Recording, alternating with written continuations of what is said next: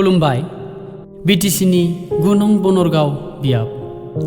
मोनसे समाव जेरैबो उन गोलैना थानाय बे बियाबा दिनै जेरैबो दावगाबोगासिनो।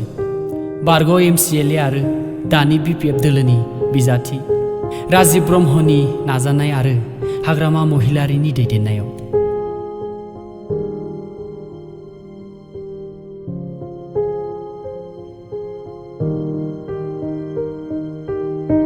आबादनि सायाव सोनारनानै थानाय जोंनि बे हालाम आरो आबादारिफोरनि देरसिन जेंनायानो जाबाय दै।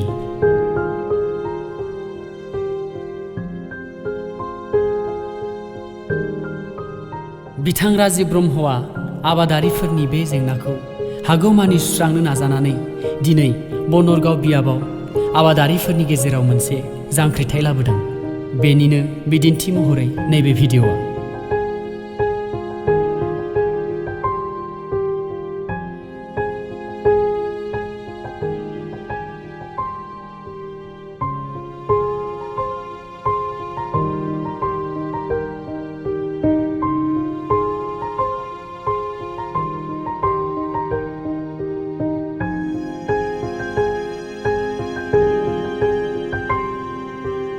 फैबाय थानाय समफोराव जायफोर जायगायाव केनेल जायाखै बेफोर जायगायाव केनेल बानायनानै आबादारिफोरखौ मदद खालामनायनि राहा लानाय जागोन।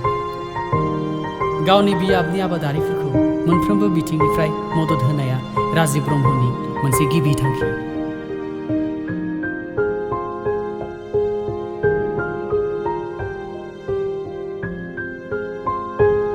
बनरगावनि रायजो राजा नोंथांमोन, फै जों बयबो खौसेयै राजिब ब्रह्मनो भट होनानै फिन खेबसे देरहाहोना जोंनि बियाबखौ जौगाहोनो।